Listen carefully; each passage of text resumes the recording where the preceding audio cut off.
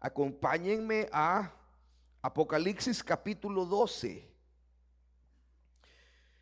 Voy a leer los primeros versículos para que entremos en contexto en la materia. Apareció en el cielo una gran señal, una mujer vestida de sol. Ojo con eso porque eso es muy irrelevante. Vestida de sol y con la luna debajo de sus pies, y sobre la cabeza una corona de 12 estrellas. ¿Qué vemos en esta mujer? Está vestida de sol, parada sobre la luna, y una diadema con 12 estrellas. Esto es exactamente igual a Génesis capítulo 37, versículo 9 en adelante, cuando José tuvo un sueño, o bueno, tuvo dos sueños. Y en el sueño él miraba que el sol y la luna se inclinaban ante él. Y en representativo, ¿quién era el sol? Jacob. Entonces él miraba que Israel se postraba ante él. Entonces el sol siempre ha sido relacionado a Israel.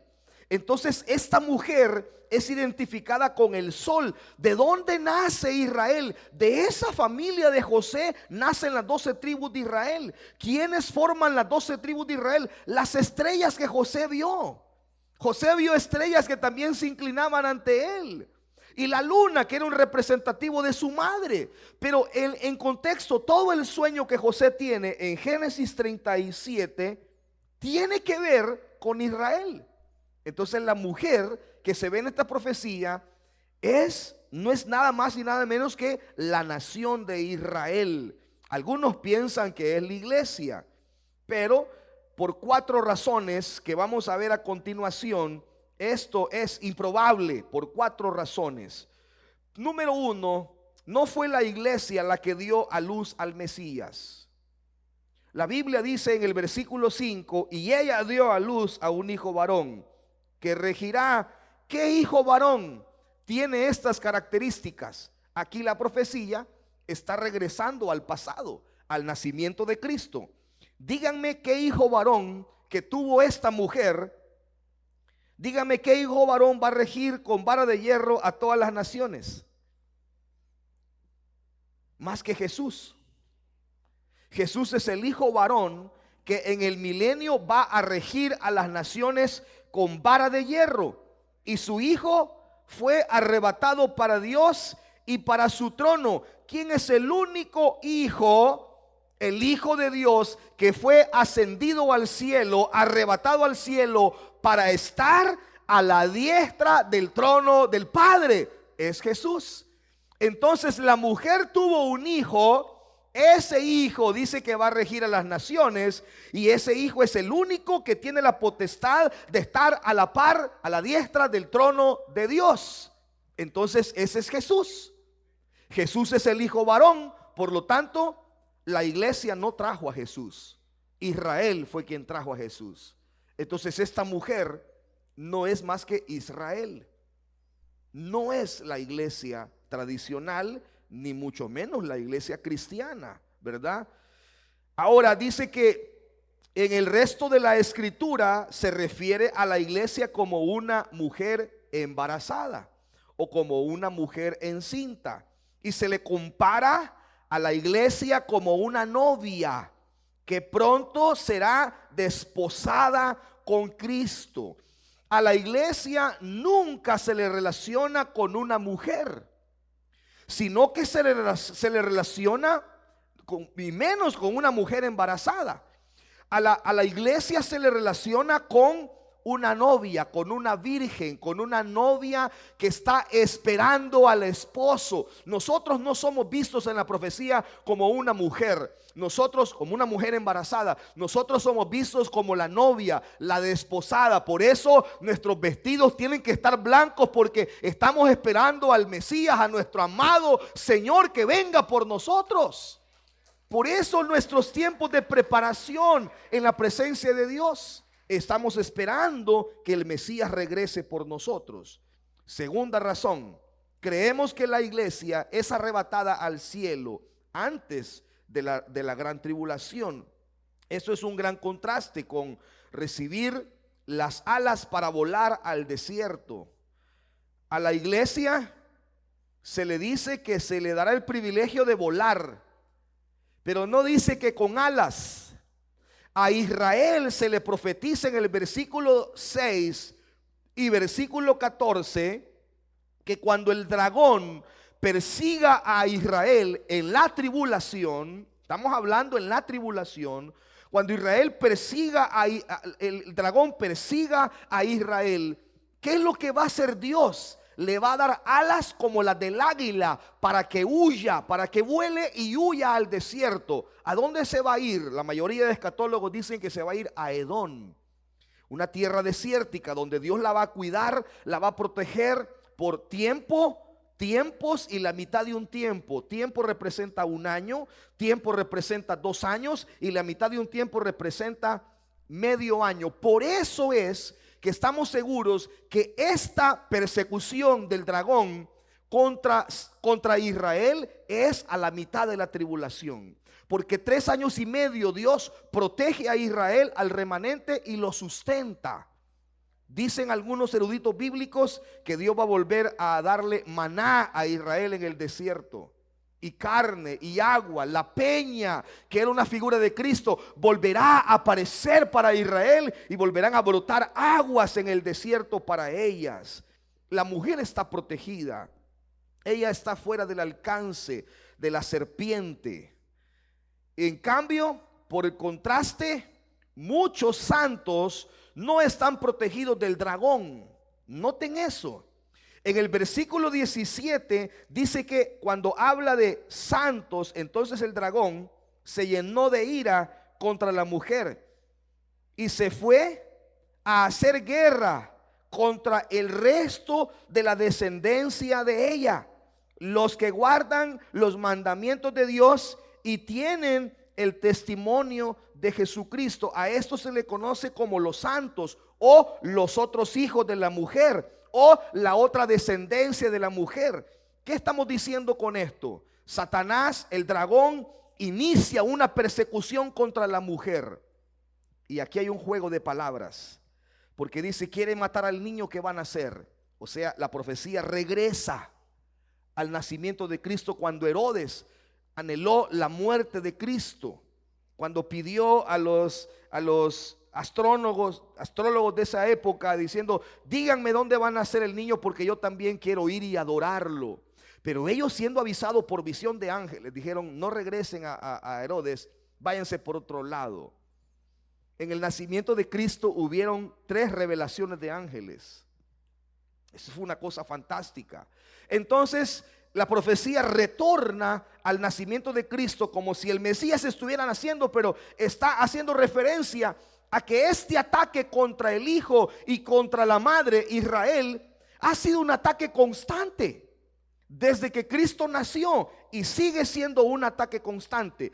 Cuando ve el dragón que no puede dañar a la mujer, y que el hijo fue arrebatado y está a la diestra del padre, y por lo tanto no lo puede tocar ni le puede hacer nada, porque ya no es un bebé, ahora es el león de la tribu de Judá. Entonces él se ensancha contra el resto de la descendencia de la mujer. De alguna manera todos somos descendientes de Abraham, de alguna manera. De alguna forma todos venimos de ahí. Entonces, ¿a quién se refiere la profecía cuando dice el resto de la descendencia de ellos? A los santos. Se refiere a personas en la gran tribulación que han reconocido a Cristo como su Salvador personal, producto de la evangelización de los 144,000 y de los 2 testigos. Porque donde hay predicación hay salvación, hermanos. Una iglesia no crece si no evangeliza, pero una iglesia crece si evangeliza. Una iglesia va a tener nuevos miembros si sale a la calle a compartir el evangelio, pero se va a quedar raquítica si no sale de sus 4 paredes. Y los 144,000 se dispersan en todo el mundo predicando el evangelio. Los 2 testigos también predican. Por lo tanto, hay salvación de gente no judía. Ellos han guardado el testimonio del Señor, dice la Biblia. Han guardado el testimonio de Cristo. Entonces, ¿qué hace el dragón? persigue a los santos. En el capítulo 13, versículo 10, también se ve una persecución contra los santos. Se llama santos a las personas no judías que han guardado el testimonio de Cristo, o sea, que han entregado su vida a Cristo. Así que si la mujer fuera la iglesia, no sería posible que estuviera protegida y desamparada al mismo tiempo. Por lo tanto, concluimos que la mujer no es la iglesia, sino que la mujer, entonces la mujer es Israel. ¿Quién es? Bueno, es la nación realmente de Israel. ¿Qué características vemos en esta mujer? La descripción de la mujer sugiere que ella es Israel. Apareció en el cielo como una gran señal, una mujer vestida de sol, con la luna debajo de sus pies y 2 estrellas en su cabeza. Hay 3 razones que este versículo nos da por la que recordamos o vemos a Israel en esta figura. Bueno, ahí hay unas citas bíblicas, obviamente no vamos a ir leyendo todas ellas, pero aquí se hace referencia a Israel con una mujer. En Isaías, en Oseas, en Jeremías y otros pasajes más de la Biblia hacen referencia a Israel como una mujer adúltera, por ejemplo. A Israel se le ejemplifica como una mujer traicionera, como una mujer, bueno, Jeremías fue tan fuerte en la figura que puso y la puso como una ramera. Oseas mismo es un ejemplo. Cuando Dios le dice a Oseas, ve y cásate con una mujer ramera que se prostituye con hombres. Y dice el profeta, ¿por qué? Porque así se prostituye mi pueblo, amando a otros dioses. Luego él va y la redime y se casa con ella, y la mujer se le va otra vez para los bares con hombres. Y Dios le habla al profeta, vaya y cómprela otra vez y vuelva a casarse con ella. ¿Cómo me haces esto, Señor? Es que así es Israel. Israel, yo le di todo, dice Dios. Yo fui su amante, fui su esposo, fui todo, le di su vestido, le di comida, le di sus placeres, le di su riqueza, le di todo. Y sus amantes no le han dado nada. Y aún así se va con sus amantes. Pero yo quiero redimirla. La voy a llevar al desierto, dice, y ahí la voy a matar de sed, para que ahí reconozca que yo era quien le daba todo y se vuelva a mí, y lo manda a buscarla. Y dice el profeta, ¿por qué me haces esto, Señor? Porque Israel es así. Cuando yo le di todo, lo redimí, le di honra, le di hijos, y ella se apartó de mí. Entonces, en la profecía, Israel aparece como una mujer en diferentes facetas. Una mujer adúltera, una mujer mala, una mujer desobediente, una mujer en todas esas figuras. Y volvemos otra vez al sueño de José en Génesis 37, donde claramente se ve el sol y la luna que representaban a Jacob y a Lea, y las 11 estrellas que representaban a sus hermanos. Así que junto al sol y a la luna y las estrellas representan, toda esa figura representan a la joven nación de Israel. Jacob, Lea y sus hijos representan a la joven nación de Israel. ¿Cuántas personas entraron a Egipto? 70 personas entraron a Egipto cuando José los recibió en su casa en Gomer. ¿Y cuántos salieron? Salió una nación entera. Entraron 70 personas y salió una nación entera. Entonces, el origen de Israel está aquí, en Génesis 37. Por lo tanto, la mujer del capítulo 12 de Apocalipsis no es la iglesia, es Israel. ¿Estamos en eso? Ellos se inclinaron a José. Bueno, en la visión de Juan, las 12 estrellas probablemente representan a las 12 tribus de Israel. El sol representa la gloria del Mesías y la gloria de Israel. Y la luna debajo de sus pies de la mujer representa su dominio sobre cosas menores, de menor gloria, ¿verdad? O de menor margen. Estas pueden ser la ley, el templo y las promesas, según Romanos. Este es un comentario muy atinado de José Pérez Millos. La mujer estaba embarazada. con dolores de parto y dio a luz al Mesías, dice el versículo 2 y el versículo 5. Jesús era judío, por lo tanto su nación era Israel. En algunos países como Kenia, a los ciudadanos se les llama hijos de la nación. Así que aquí Jesús es el hijo de Israel. Los fieles israelitas en los días de Cristo incluían a personas como José y María, Zacarías, Ezequías, Simeón y Ana y muchos otros.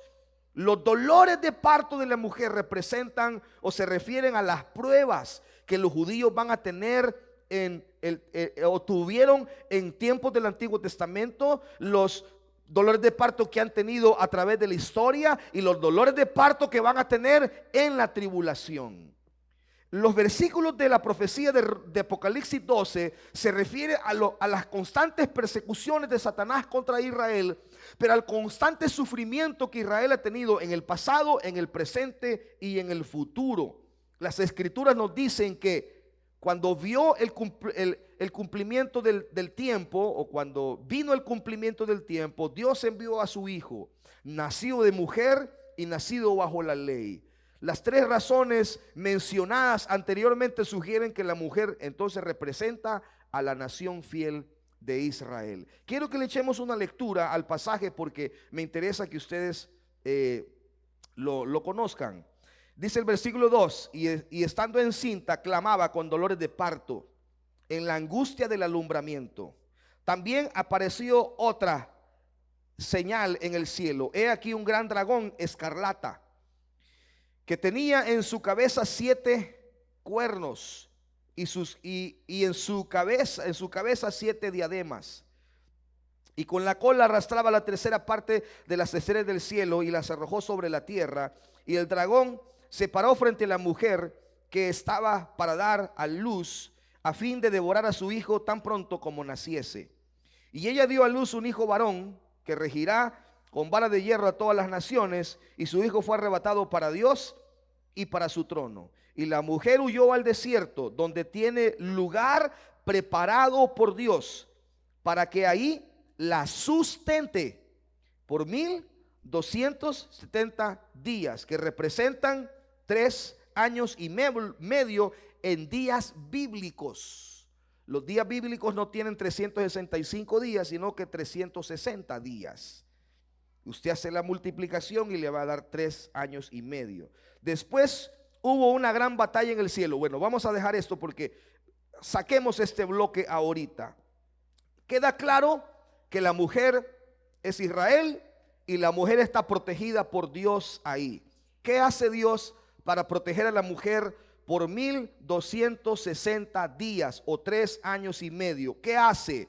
Le permite a la mujer huir al desierto, donde Dios tiene preparado un lugar para ella, donde probablemente, dicen algunos, Petra va a ser el lugar donde van a resguardarse, o algún lugar en toda la zona desértica de Edom, lo que fue Edom en tiempos bíblicos.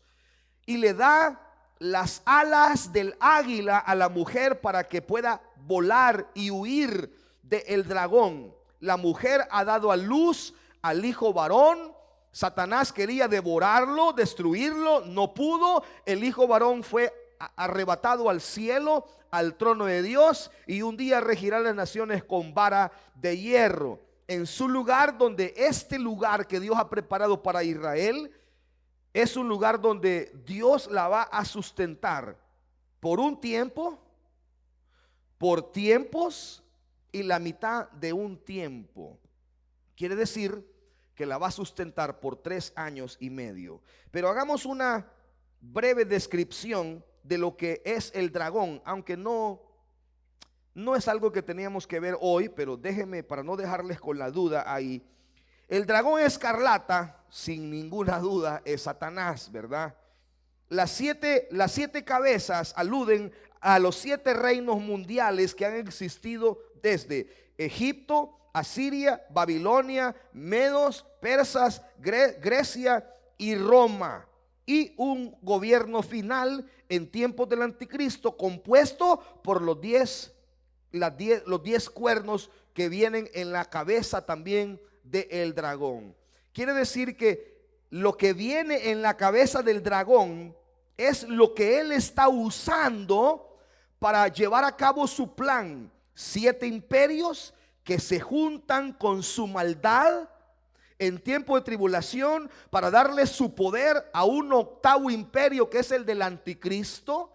Y luego, bueno, está el resurgimiento del imperio romano en la gran tribulación, pero también 10 cuernos que representan 10 reyes. Algunos dicen en la profecía, la mayoría dicen que son 5 naciones europeas de la Unión Europea, que cada vez se están juntando más, y 5 naciones árabes que también van a ser un consorcio, y esos son los 10 cuernos que representan 10 reyes. O sea, todo ese poderío político que está ahí en la cabeza del dragón, están alimentándose de las ideas del dragón y obedecen al dragón, porque ellos piensan como el dragón, porque están en la cabeza del dragón, y él simplemente las usa para llevar a cabo su plan satánico. Aunque no estamos hablando del dragón específicamente, era menester mencionarlo. Ok,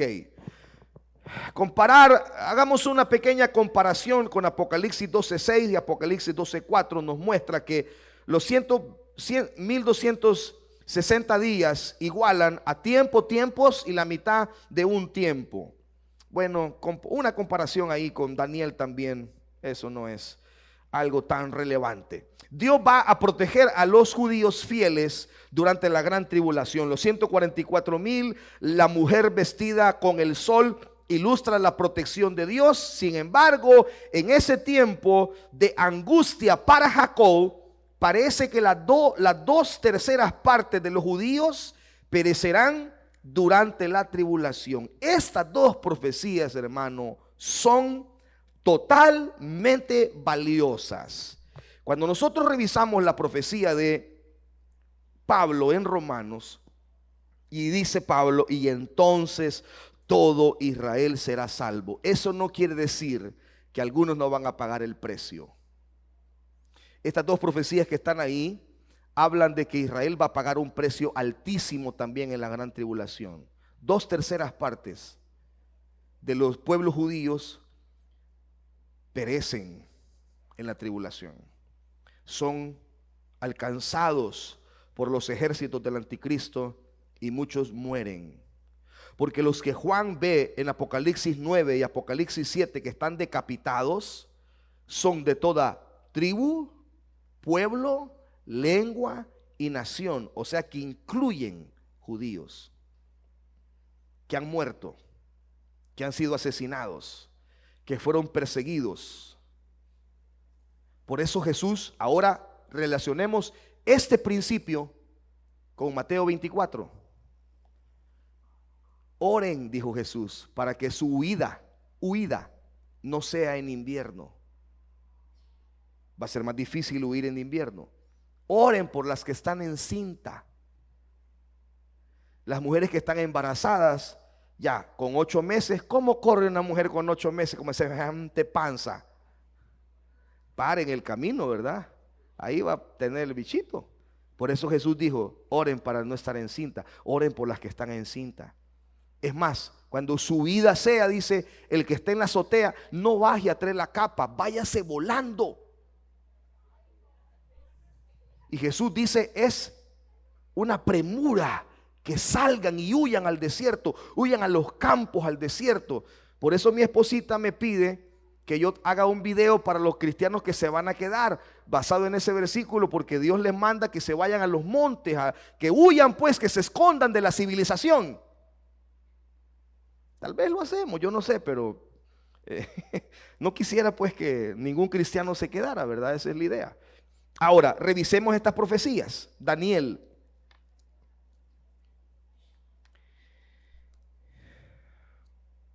Daniel capítulo 13. Porque algunos incluso, Daniel 7, perdón. se han molestado, me han escrito algunos y dice: pastor, pero me parece injusto que Dios trate a Israel así solo porque es su pueblo, que no sé qué, y no le va a pasar nada a Israel y solo lo va a salvar porque sí. Hay gente, no de la iglesia, pero hay amigos que me han escrito, personas que me han escrito y me dicen: no me parece justo, porque Israel ha sido también malo, Israel ha hecho cosas incorrectas, y estamos de acuerdo en eso, pero Israel no la va a tener tan fácil tampoco. Miren esta profecía, Daniel 7:25. Si alguien busca, Roberto, si buscas Zacarías 13:8, dice Daniel 7:25, dice: y habrán palabras contra el Altísimo, y hablará palabras con el Altísimo, y a los santos del Altísimo quebrantará, y pensará en cambiar los tiempos y la ley. Está hablando del anticristo esta profecía. Y serán entregados en manos hasta tiempos y medio tiempo. Dice que van a ser entregados en su mano. Y cuando el anticristo los tenga en su mano, ¿qué cree que va a hacer con ellos? Los va a matar. ¿Qué dice Zacarías? Y acontecerá en toda la tierra, dice Jehová, que las 2/3 partes Oiga, serán cortadas en ella, y no se perderán, mas la tercera quedará en ella. de la tierra, las 2/3 partes de los seres humanos y de la tierra, de la hierba verde, del agua potable, de los mantos acuíferos, del mar, de los peces que hay en el mar, de las naves que hay en el mar y de toda la vegetación. 3/3 partes de los seres humanos. Y los israelitas son seres humanos que son alcanzados por todo este sufrimiento. Por eso la Biblia dice que es tiempo de angustia para Jacob. No crean que la va a tener fácil la nación de Israel. Va a ser su última purga, su último sufrimiento, ciertamente, el último trato de Dios con esta nación. No se equivoque. Usted tiene que saber que Dios es un Dios de justicia y Él siempre va a actuar con justicia. ¿Queda claro esto? ¿Quién es el que representa las 2 grandes alas del águila? ¿O qué es lo que representan? Nos recuerdan de cómo Dios liberó a la nación de Egipto. Aquí retornamos a una profecía del Israel del pasado. Es que la Biblia por eso es hermosa. Vosotros visteis, dice el Señor en Éxodo 19, lo que hice a los egipcios, o sea, cómo los soterró en el mar, o sea, los sepultó en el mar, y cómo os tomé sobre las alas del águila y los he traído a mí. O sea que esta no va a ser la primera vez en la que Dios salva a Israel dándole las alas del águila para que huya. Ya lo hizo una vez. Lo hizo cuando lo sacó de Egipto. Escuchen, hermanos, era simplemente imposible que un ejército egipcio acostumbrado a la guerra no alcanzara una nación con ancianos, con niños, con animales, con ganado que iban caminando en el desierto. ¿Cómo no los pudo alcanzar? Ellos iban en caballos, pero no los alcanzaron porque Dios les dio las alas del águila para huir del faraón. ¿Y por qué el anticristo no puede alcanzar o no podrá alcanzar a Israel, a la mujer que huye, el remanente de Israel que huye al desierto, donde Dios lo guarda? Porque Dios le da las alas del águila para huir. Entonces, si usted quiere hacer una oración inteligente, dígale al Señor que le dé las alas del águila para huir del pecado y de la gente que le quiere hacer daño. Señor, dame las alas del águila para huir de esa mujer que me quiere comer o de ese hombre que quiere el mal para mí, ¿verdad? Quiero salir volando de ahí, Señor. No, que no le dé las patas de la tortuga, que le dé las alas del águila. Aleluya. Ahora, notemos algo, que la mujer huía al desierto.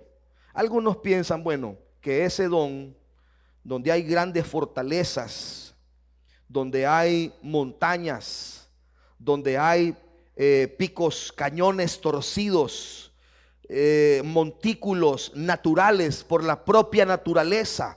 Ha hecho montículos, montañas, grandes territorios donde Dios va a usar esa geografía de Edom. Usted entre a Google y mire la geografía de Edom y mire videos. Hay, por ejemplo, hay un programa donde usted puede, no recuerdo cómo se llama, yo lo tengo en mi computadora. Es un programa donde usted puede ver en tiempo real cualquier punto geográfico del mundo.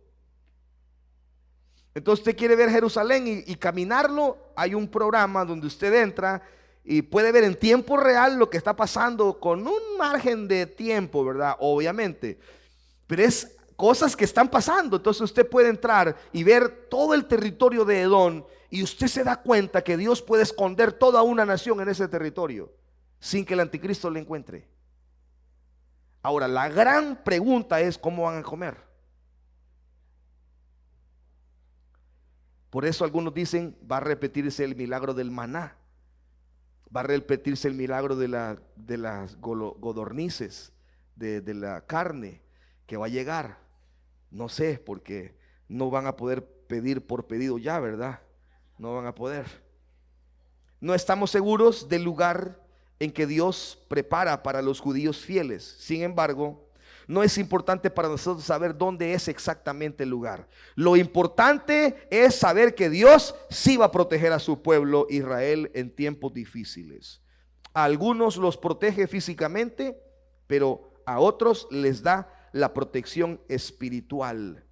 El dragón arroja aguas como un río, dice, tras la mujer.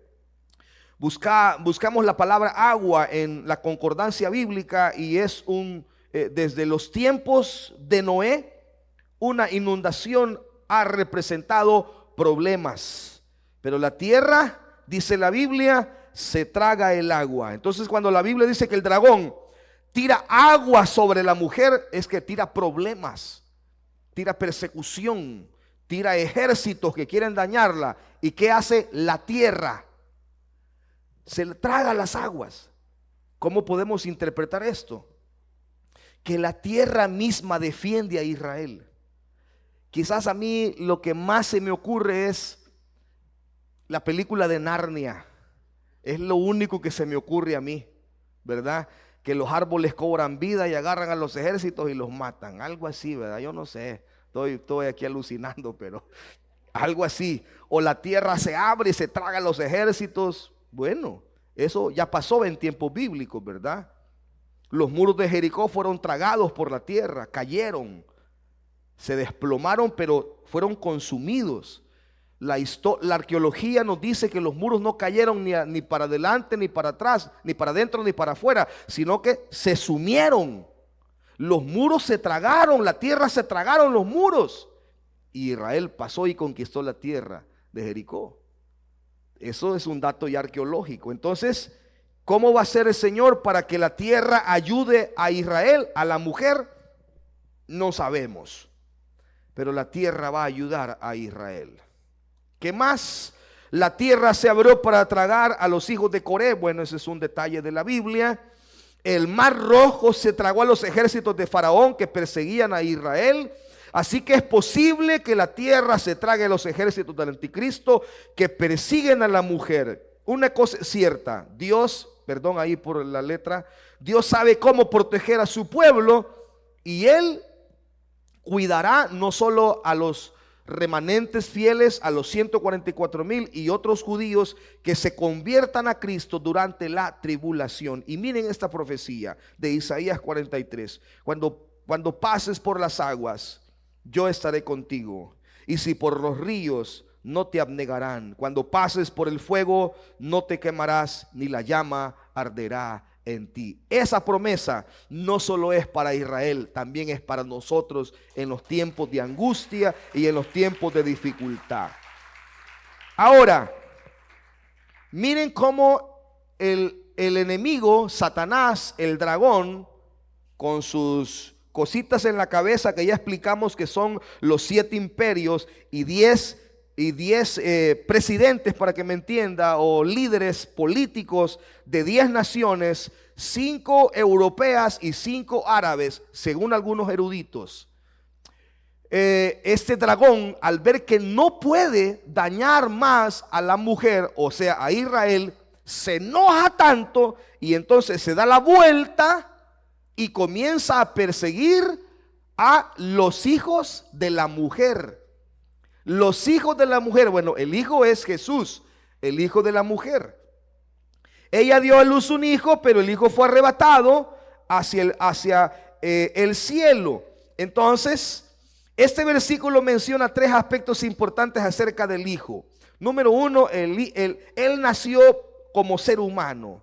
Esta es una antigua verdad para nosotros. El verbo haciéndose carne. Dios se hizo hombre, dejó el cielo para salvarnos a nosotros. Bueno, esto es un poco de teología acerca de la divinidad de Cristo. Voy a avanzar un poquito aquí.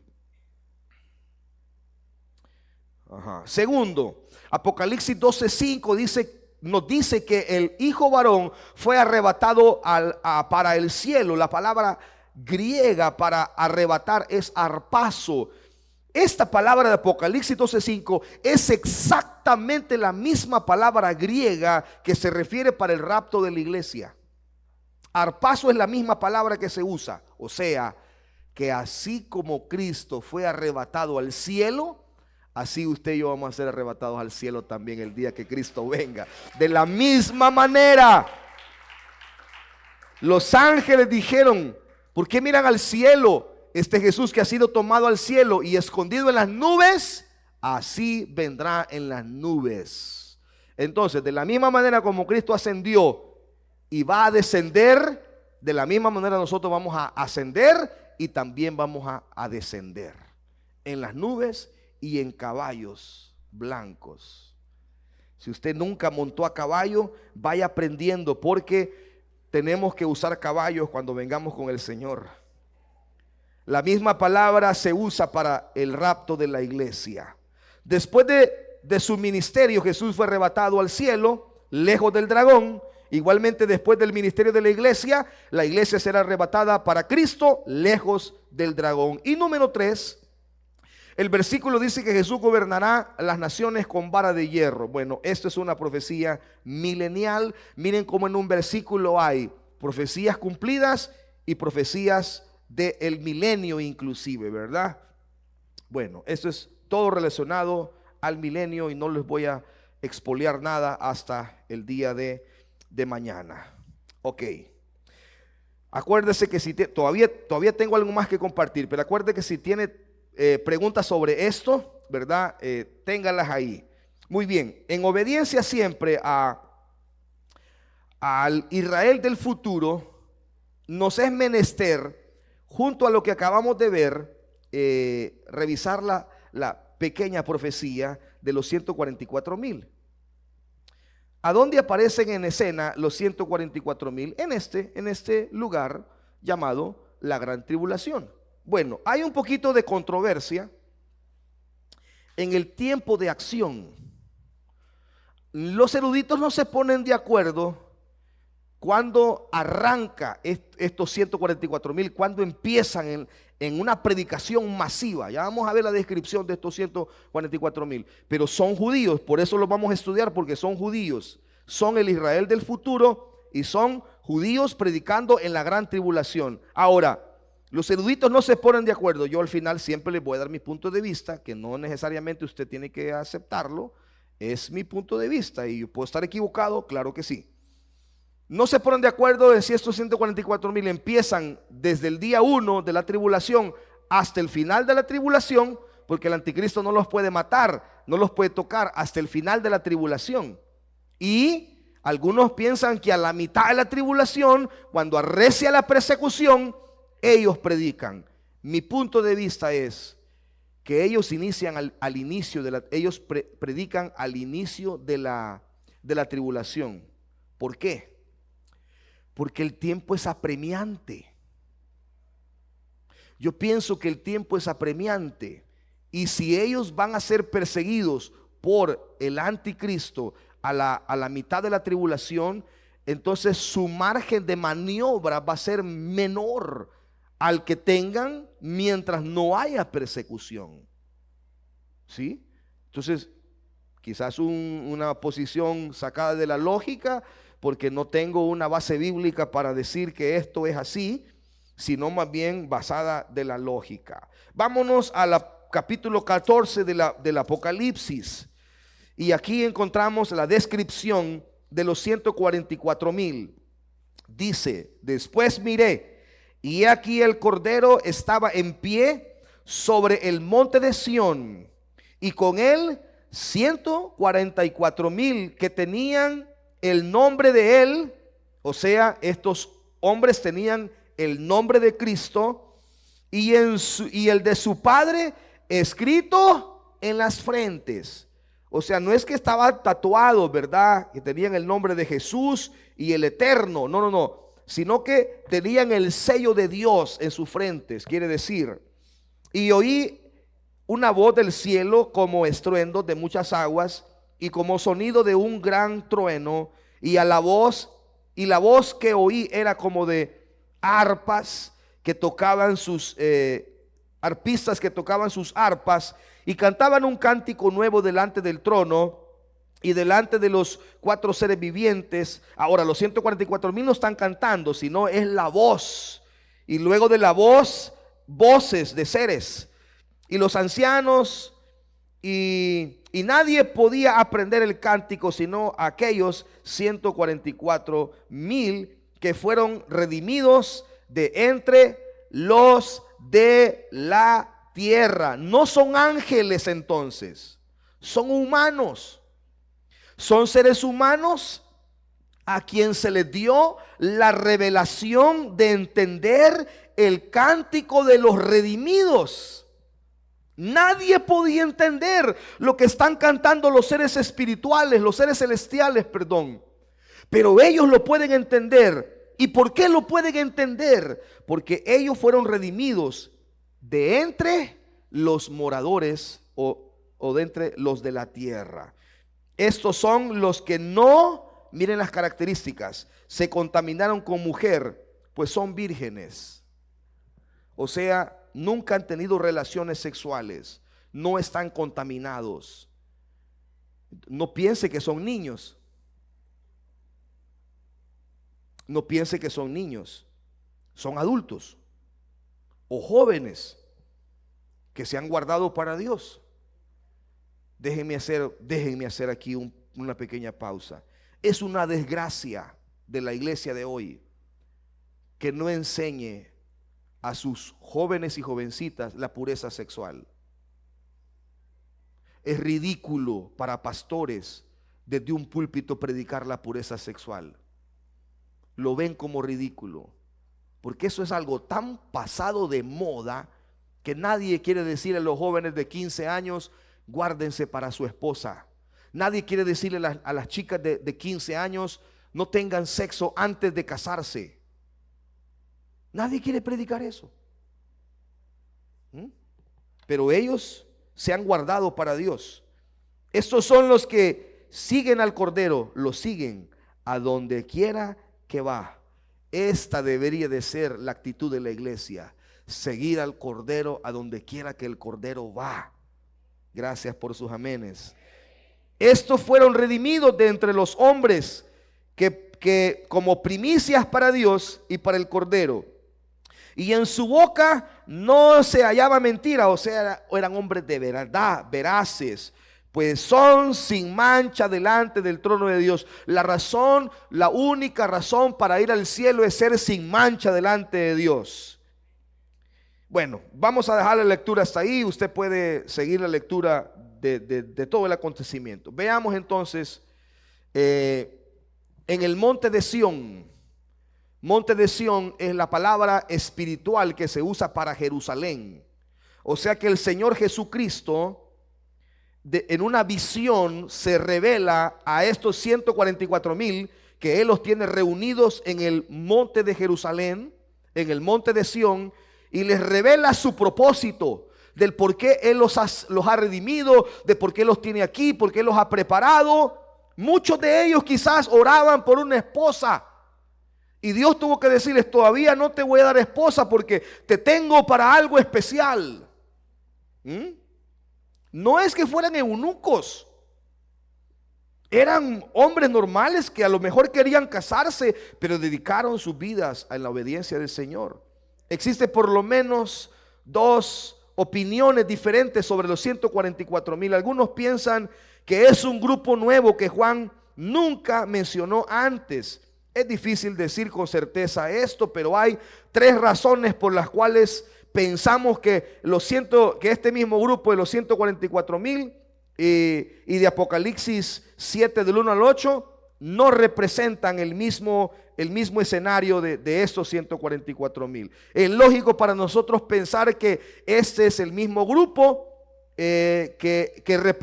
representado anteriormente. Pues si fuera un grupo nuevo, entonces esperaríamos que nos lo presentaran como un grupo nuevo, pero se refiere a ellos como si ya hubiéramos, dice el versículo específicamente, que son 144,000 que tienen el sello de Dios sobre sus frentes. O sea, son personas que han dedicado su vida para consagrarse a Dios. Muy diferente a lo que se menciona en Apocalipsis 7, que son personas que, aunque no vivieron para Dios, fueron redimidas por un acto de arrepentimiento. Por lo tanto, es un grupo de personas diferente a esos redimidos que están ahí en Apocalipsis 7. Es probable que estos son los que Juan nos dijo que ya habían sido sellados antes en Apocalipsis 7:3. Tercero, el número 144,000 en Apocalipsis 14:1 nos indica que ninguno de estos grupos ninguno de este grupo se ha perdido. No es importante para nosotros estar seguros quiénes son, conocer el Señor, dice la Biblia que conoce el Señor a los que son suyos, y eso es lo importante. Saber quiénes son en específico no es lo relevante, sino el trabajo que van a hacer. Sin embargo, hay por lo menos 4 verdades importantes que debemos saber acerca de este grupo, y esto es lo importante. Número 1, los 144,000 del Apocalipsis 14 tienen el nombre de Dios y del Cordero en sus frentes. Esto muestra que le pertenecen a Dios. En contraste, las personas del mundo en Apocalipsis 13 reciben una marca en su frente o en la mano derecha, y esta marca es el nombre o número de la bestia, 666. Muestra que esta gente le pertenece a la bestia. Usted no puede ver la marca que tiene en su frente, pero cada uno de los que estamos sentados aquí tenemos la marca del sello del Espíritu Santo en nosotros, producto de la salvación de Cristo en nosotros.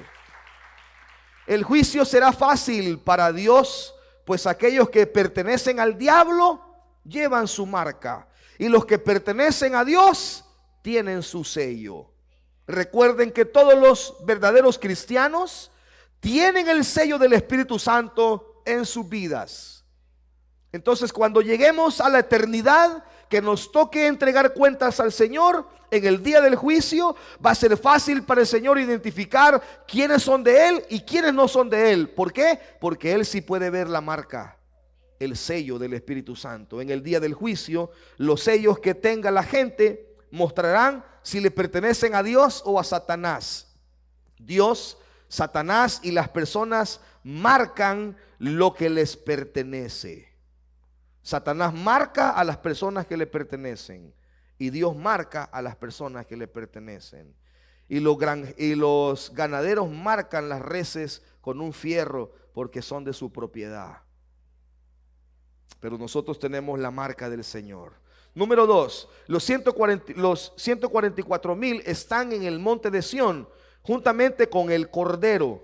En cambio, Satanás está parado en la arena. Así se representa a las bestias del Apocalipsis, paradas en la arena, o sea, en una superficie móvil.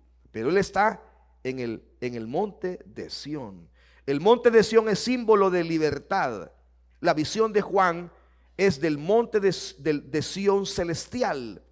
Esto nos muestra un cuadro de victoria futura, es decir, la visión que tienen estos 144,000 o la visión que tiene Juan de estos 144,000 es una visión del futuro. No pierda de vista. Dios escoge 144,000 de aquí para predicar el evangelio en la tribulación. Entonces Juan ve la visión y ve a los 144,000 de la Sacamil que van a predicar en la tribulación. Pero ¿a dónde los ve Juan?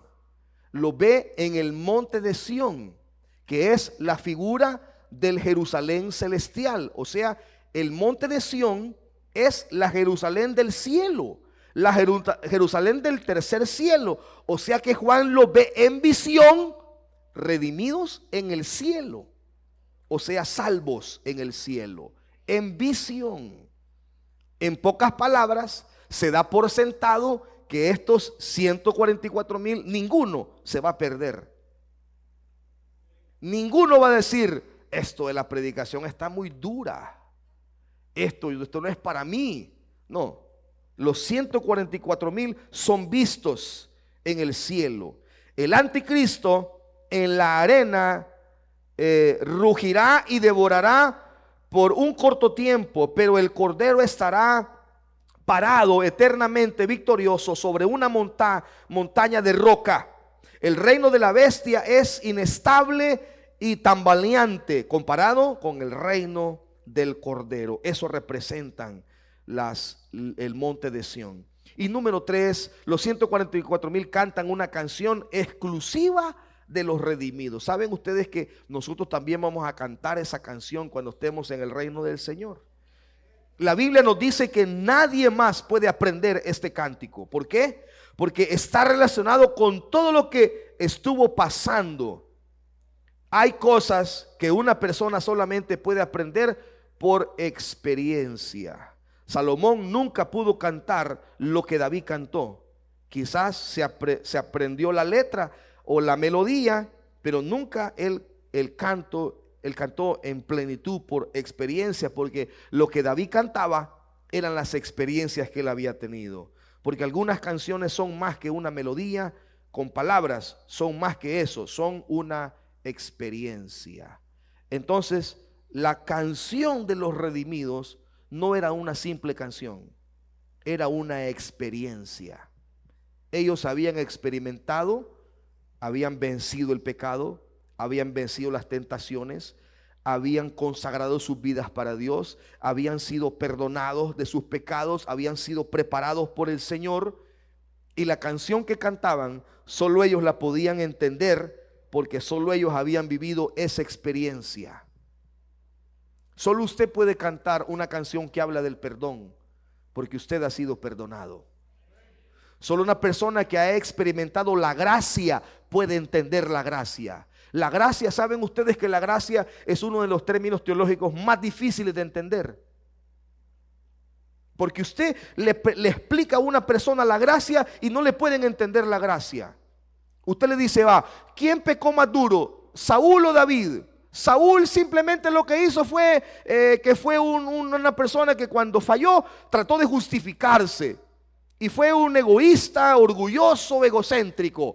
Pero David fue un adúltero. Y David cometió asesinato con premeditación y alevosía.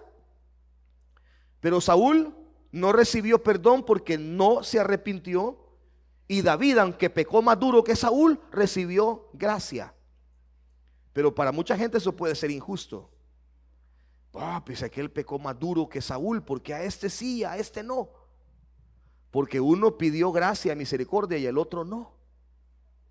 Entonces usted no puede entender la gracia hasta que experimenta la gracia de Dios. Amén.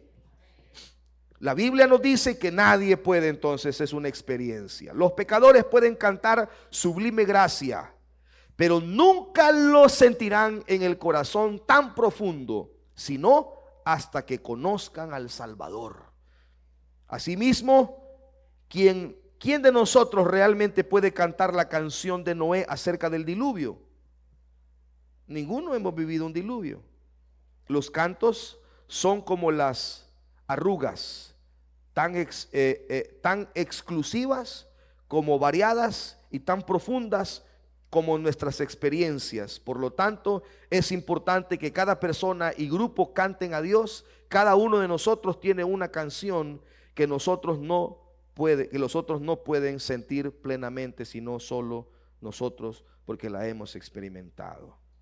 Hay oraciones y cánticos que son muy significativos para nosotros porque hemos vivido experiencias difíciles y nos identificamos con alguna música.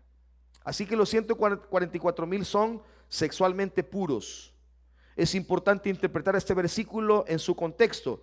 Las relaciones sexuales pueden ser santas o impuras. Ese es un comentario de Francisco La Cueva. Quise ponerlo porque a lo mejor hay una pregunta relacionada a esta. En los días de los apóstoles había muchos templos con prostitución pagana. Las relaciones sexuales impuras con prostitutas era parte de la religión en los templos.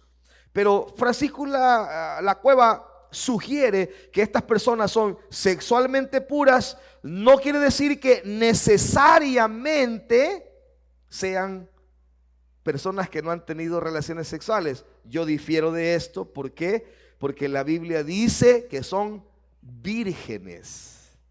Porque algunos interpretan como son sexualmente puros. Quiere decir que no han cometido adulterio. Son sexualmente puros. Solo se han tenido relaciones sexuales con su esposa. Pero la Biblia no dice que tengan esposa. Y la razón por la cual no van a tener esposa es porque no deben de tener freno de mano. Todos los casados entendieron, ¿verdad?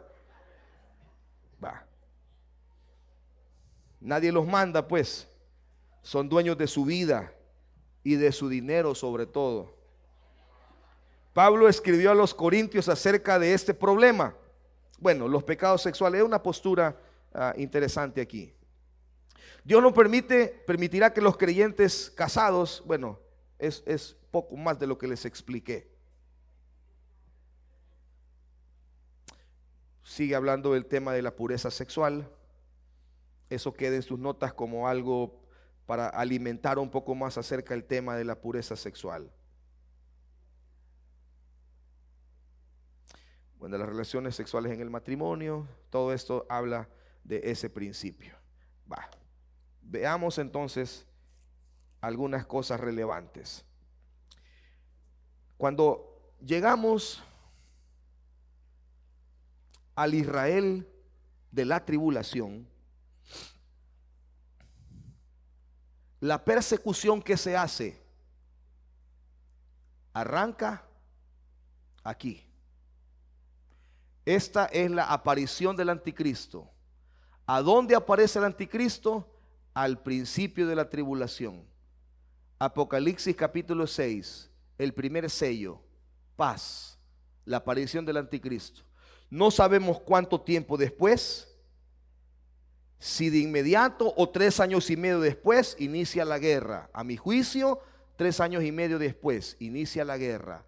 O sea que entre Apocalipsis 6, versículo 1 y Apocalipsis 6, versículo 3 y 4, donde se revela el segundo caballo, probablemente hayan 3 años y medio de diferencia. En esos 3 años y medio de diferencia se da la persecución, se da la predicación de los 144,000, la predicación de los 2 testigos, que vamos a ver un poquito de eso mañana. Entre este caballo y este caballo se inicia los procesos de paz aquí. A los 3 años y medio se quita la paz porque se desata el otro sello, ¿sí? Entonces, entre estos 2 caballos probablemente pueda haber 3 años y medio, probablemente. En esos 3 años y medio hay predicación de los 144,000, predicación de los 2 testigos, desarrollo de su ministerio, etcétera, etcétera. Pero a la mitad de la tribulación inicia el segundo caballo. ¿Y qué es lo que le sigue ¿Qué es lo que le sigue a la guerra? A la guerra le sigue el hambre. Cuando hay guerra, hay hambre. Y cuando hay hambre, hay muerte.